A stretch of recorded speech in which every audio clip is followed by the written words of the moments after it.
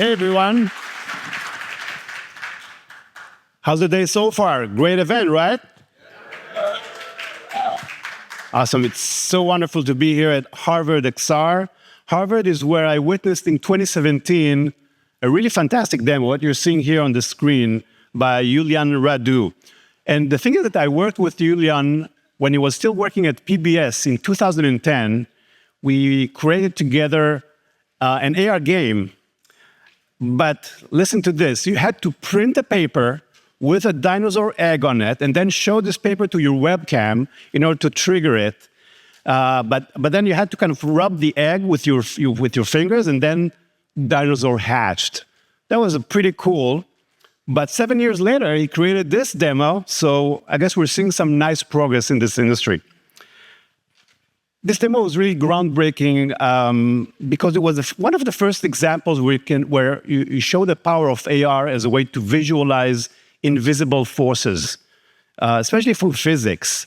So what you can see here is invisible forces like sound waves and electromagnetic currents that are really helping students learn better about physics, a lot better than just reading a book or looking at charts.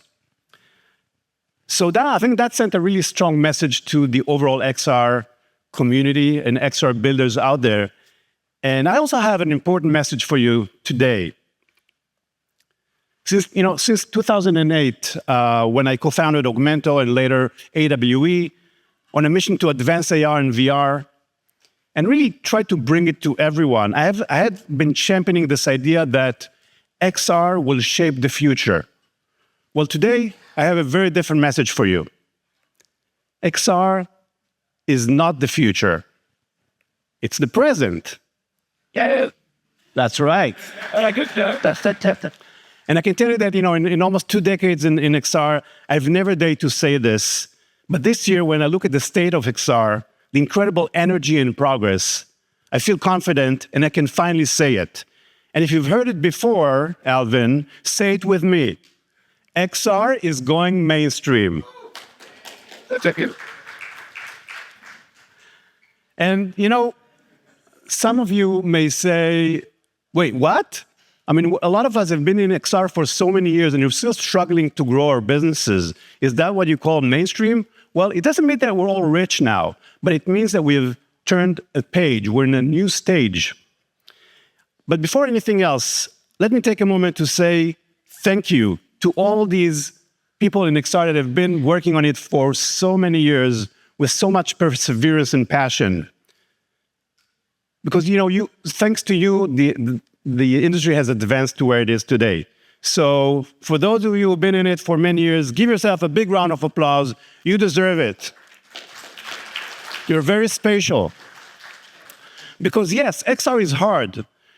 It was literally the theme of my opening keynote in 2023.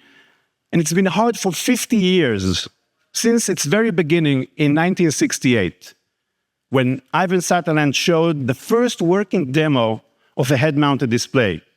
Ivan, considered by many as the founder of spatial computing, captured the essence of what spatial computing is with a very simple definition.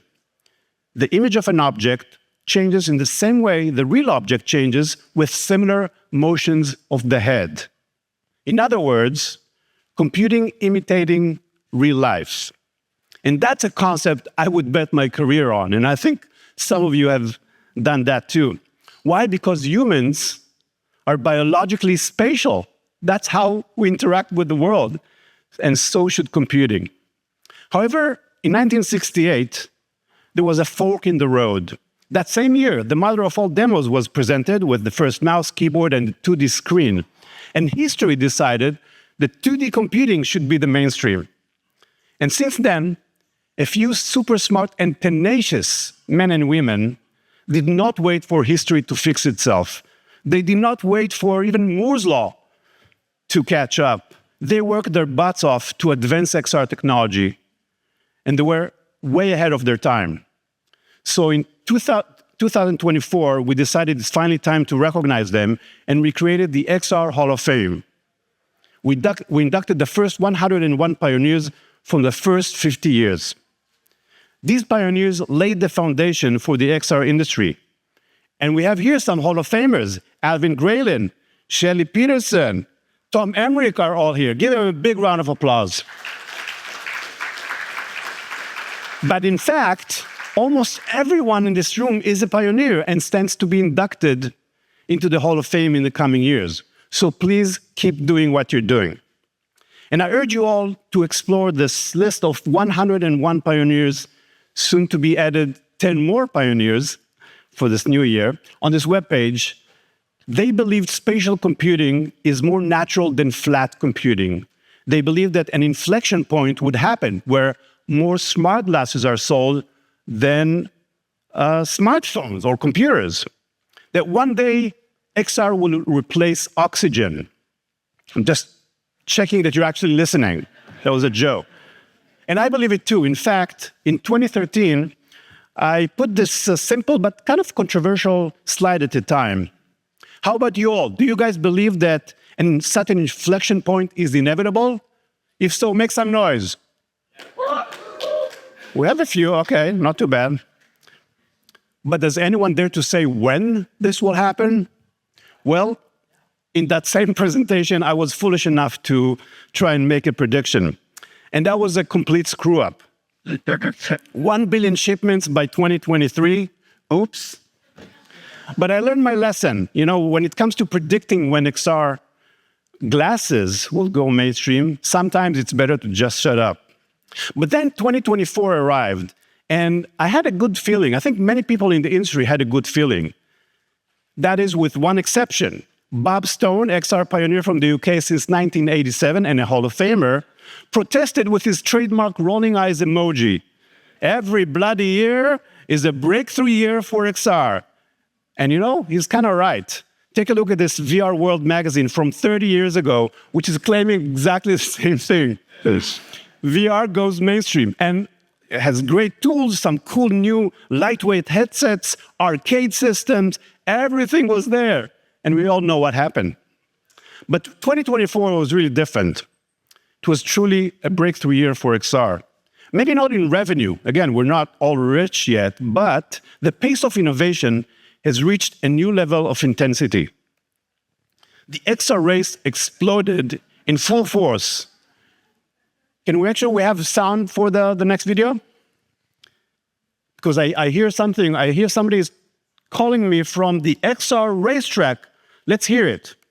Gentlemen, hold on to your hats because we're off to the races. Apple rockets out of the gate with a pavement. They launch the Vision Pro and boom, they're setting a brand new standard for mixed reality. The fans are on their feet, and it looks like Apple's headed early lead in this fast-paced XR showdown. But look out, here comes Meta, the reigning champion. They are about to sit back and let Apple run away with this one. Meta teases us with details of their upcoming Quest 3 headset, and the crowd goes wild. Apple's Vision Pro hits the track, sparking a frenzy among developers, but Meta's hot on their heels. This race is just getting started. But hang on, X-Real's making their move, bursting onto the scene with the X-Real Hero Trick 2. They're in this race to win. Wait a minute, Snap has just entered the race with a brand new version of Spectacles, adding yet another thrilling twist to this high-stakes showdown. And here comes Meta again. They're pulling out all the stops. Meta storms back, launching the Quest 3S, which is officially the most affordable mixed reality headset on the track. And wait, there's more! Meta has just thrown down the gauntlet with a prototype of their Orion AR glasses. They're pulling ahead, ladies and gents, and Apple's in the rear-view mirror, so they'll be pushing Apple to rethink their play. Meanwhile, Sony's joining the party with a big swing toward the productivity crowd. They've got a new spatial mixed reality headset lined up, set to launch at year's end. But the race isn't slowing down, folks. HTC and Pico are stepping up. They're a little behind, but they're making up ground, pushing the limits with advanced mixed reality features. And watch this! Samsung is still stretching and warming up. They're cooking up something big with Qualcomm and Google, waiting for the perfect moment to jump into the action. They may be keeping a low profile, but don't count them out. When they enter the race, they'll bring the heat. It's a nail-biter as we approach the final lap. Meta holds the lead. Apple's sprinting down their neck, and HTC and Pico are connected in the midfield. Sony's making their move, aiming for a late game splash. Who's going to pull out the big win? In the fast-paced world of XR, it's anyone's game, folks. Buckle up. It's going to be a 4-0 finish.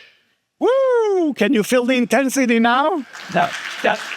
And this is awesome for the market, also for consumers. But this was done like 5 months ago, and since then, so much has happened. First, Samsung is no longer stretching and warming up. They announced the new Muhan headset, and we just saw a live demo of that at TED last week. And they have also new smart glasses that may be released this year. And Google announced HarvardXR, which is a huge accelerator for the industry. Vivo announced a new MR headset. ByteDance announced new AR glasses. Meta announced 2 smart glasses that may come out this year. And at CES, there were 16 different AI and AR glasses that were launched. A mix of AI, AR, with some with displays, some without, and one with a clip-on. So, yeah, I think it's fair to say that it's good enough. The hardware is good and it's widely available. It's not perfect, but it will get improved.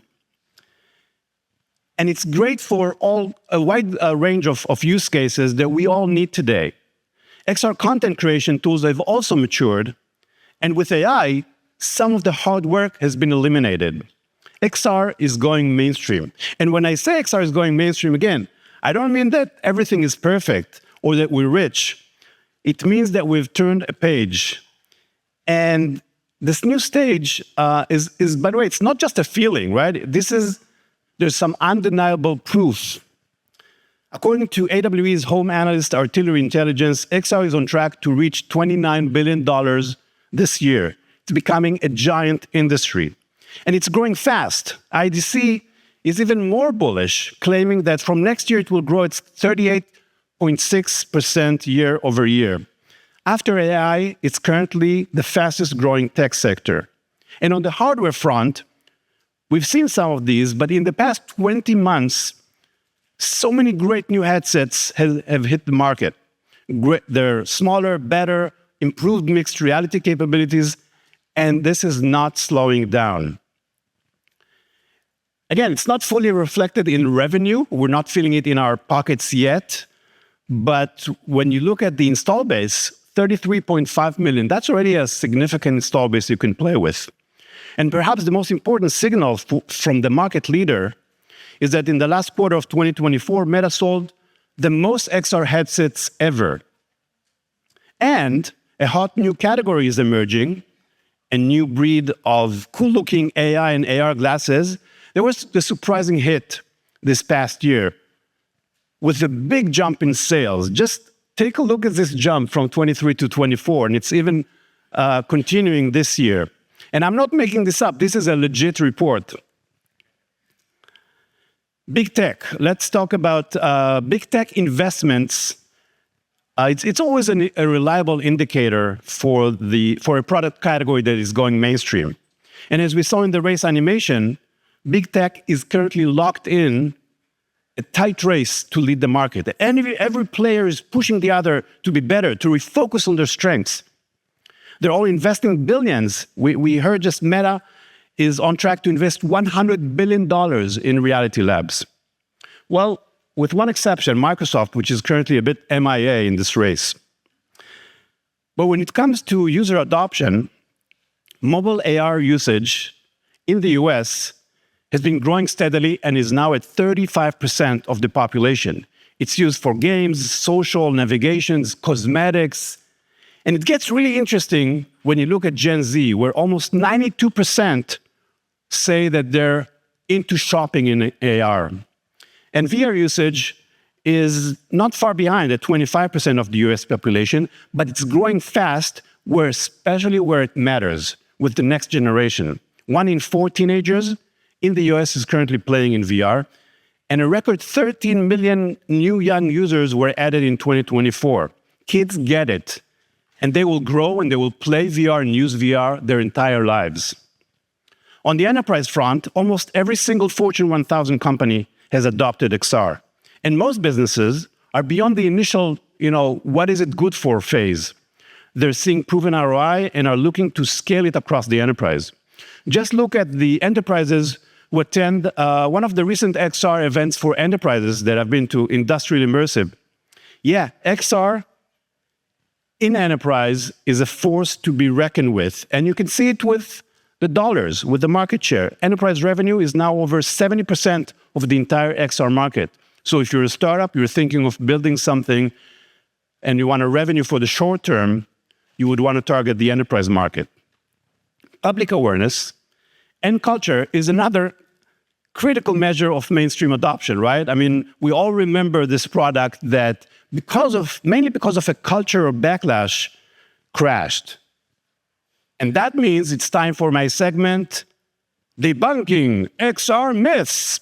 And today we'll talk about Google Glass. The truth is that Google Glass was not a bad product. Consumers weren't ready for it, but it enjoyed a nice, not too long, but very productive life, delivering hands-free instructions for workers in warehouses and factories. And it was just one out of many AR glasses that were available in the market in 2013. So back to the present, Christmas 2024. Christmas, is always a great measure for what's the coolest gadget out there. Were people excited about XR? I mean, no one was expecting ChatGPT under their Christmas tree. But look at the excitement around unboxing VR headsets. I think that based on this reaction, it feels like it's pretty much getting into the mainstream. So what are some of the other XR highlights in culture this year? A stand your ground case like you have never seen before. The defense turning to virtual reality to show the judge what they really claim happened. VR in the courtroom, that's the most conservative place of all. I know this is in Florida, but still, don't discount it. It's real. Virtual reality headset. These people are coming into his space, right? And he's backing up. And he's backing So up as not to be injured like his wife. For an immersive experience. Yes, VR has the power to make justice now. Also, the iconic queen of fitness from the 80s, Jane Fonda, is back to promote exercising in VR in 2025. And how about a Michelin star chef pairing an 8-course meal with a VR experience in New York City? And what about some, like an XR product that got a Super Bowl commercial this past Super Bowl? Can anyone guess? AI smart glasses, of course, because they're hot. I don't mean the Chris's. XR is the killer app for AI, and we'll get back to it. Hey, Meta, what's this? This piece is called Comedian by Mauricio Catalan, valued at $6.2 million. Which one of you is real? Which one of you is real? Good question. How much you wonder, doesn't it? Yeah. And together, AI and XR are great to learn about art. Now let's talk about investments. Kind of a sore point, but after a downturn in 2023 and part of 2024, there was some increase in investments. It was picking up until probably the last few months, where I think the entire investment community or sector is being challenged. But on the bright side, Andreessen Horowitz, probably the most influential investor in the world, is bullish about XR. They see dozens of developers making 10 million or over on the stores with small teams and almost no funding. They claim it's among the most underrated markets today. In fact, XR was featured in their latest report, Big Ideas in Tech 2025, where they say XR devices are now widely available and there's increased developer activity on spatial computing platforms, and that is especially promising in verticals that involve a lot of physical world data. Makes sense. And for that reason, we see thousands of iOS and Android designers, developers, hackers shifting to spatial. We see them flocking to XR hackathons around the world. We've seen literally thousands of people going into these hackathons. By my estimate, there are now 2 million XR developers in the world. And platforms like Meta, Google, Snap, and Apple are starting to compete for these developers. Now, what's your guess? Are developers building for the Apple Vision Pro? I guess it's time for another segment of Debunking XR Myths.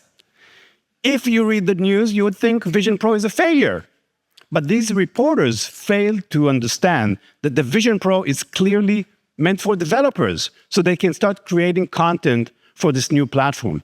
And yeah, it's not selling like the iPhone yet, But there are currently 6 times more developers on the Vision Pro than there were on the iPhone in its first year. Okay? 6 times more than back then. And moreover, I think that if you look at the impact Vision Pro had on the market, on the entire XR landscape, it's huge. I mean, can you tell the difference between these two headsets? Well, fooled you. I switched the labels.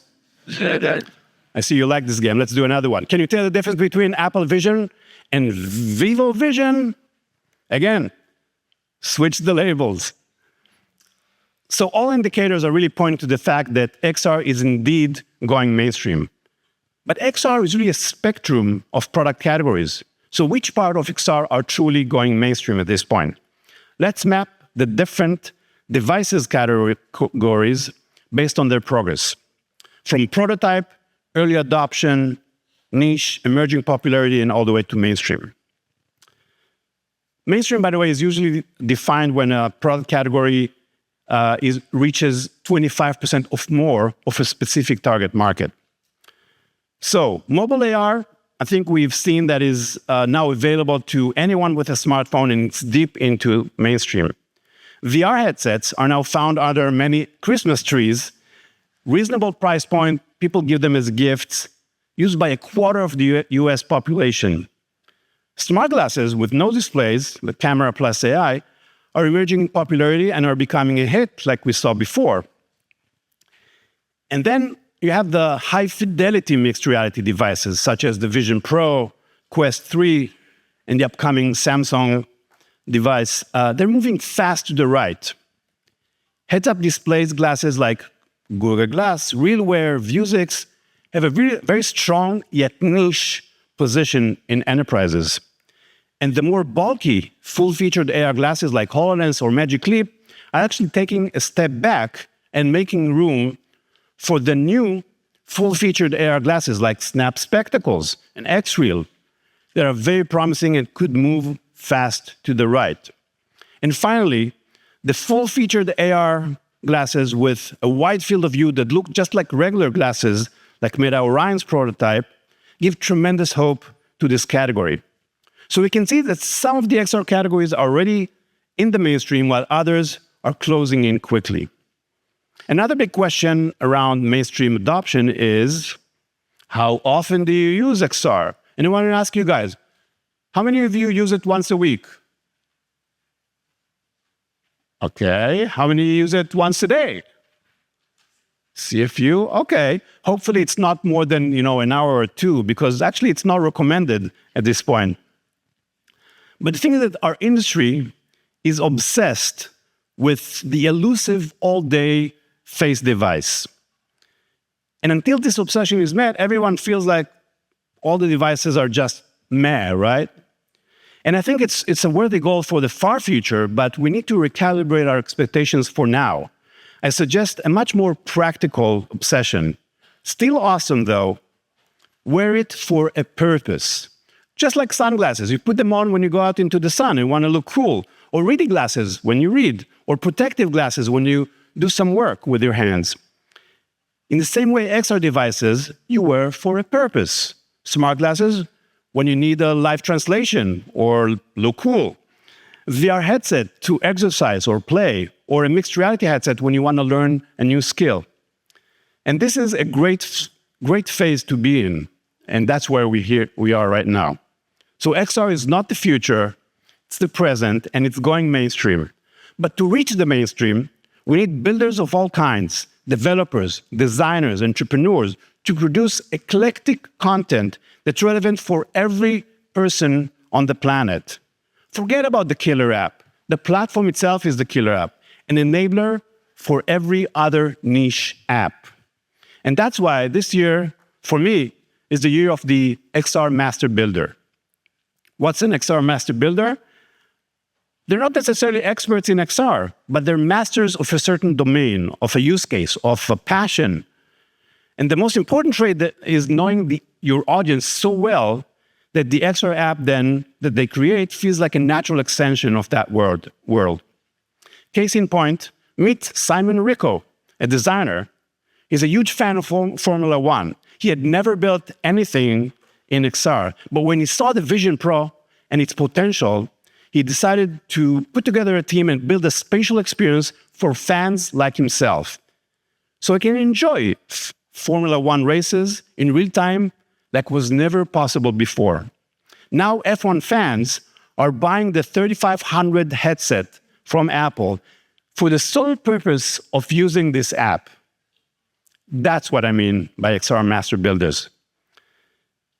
So we need them to really focus on whatever domain they have, vertical, and jump in. And the good news is that I'm seeing lots of founder energy in the XR space today. And I see it actually also here in the conference with the showcases. And that's awesome. So what could go wrong? Privacy, a concern that we should never underestimate. Because, corporations already gather tons of information about what people do online. But so far, they're much more restricted to tracking what people do offline. Until now. In XR, when everything we do is in the real world is captured and analyzed on camera, privacy becomes an even bigger concern. And when you add AI to the mix, it could be lethal. It could become the perfect manipulation engine. So how can we address these very real privacy concerns? Regulations make sense. Building privacy into the product, like, keeping things on the device, that's a great idea. Or maybe business models that do not rely on ads. Absolutely a great approach. So there's a lot of work to be done there. Which brings me to finally address the elephant in the room. AI is sucking all the attention and a lot of the money away from XR. And that has to change. We know that AI has mastered the language, but the fun of chatting with bots by typing is wearing off. Prompts are just not that exciting. So, they're trying to look for other better interfaces to access the powers of AI. But so far, the reaction to the new crop of AI hardware has been pretty brutal. So the alternative, and we've seen that all here, we talked about it for some time. We know that AI is making XR better, faster, and easier. But XR is also giving the ideal interface for AI. And, it's pretty much a love story, the perfect couple. Or to be even more blunt, XR is the killer app for AI. But there's actually more to it.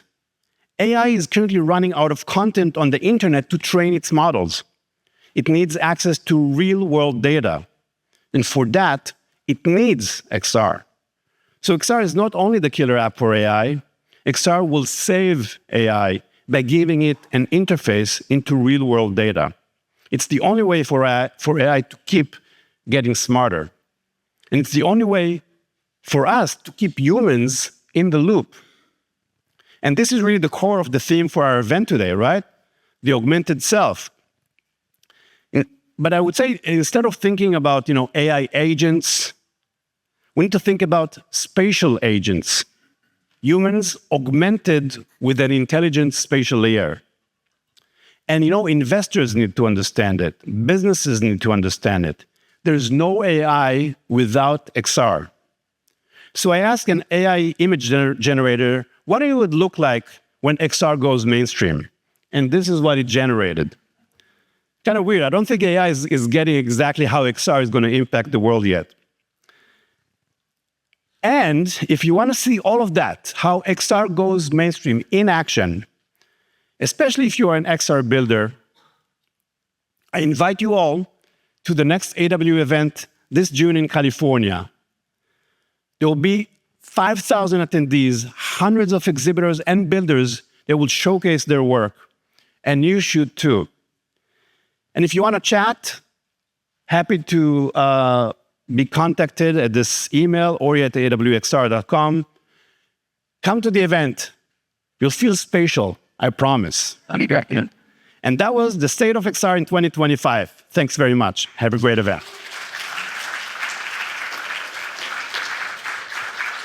Now we're going to open the floor for questions. Please raise your hand if you have questions for Ori.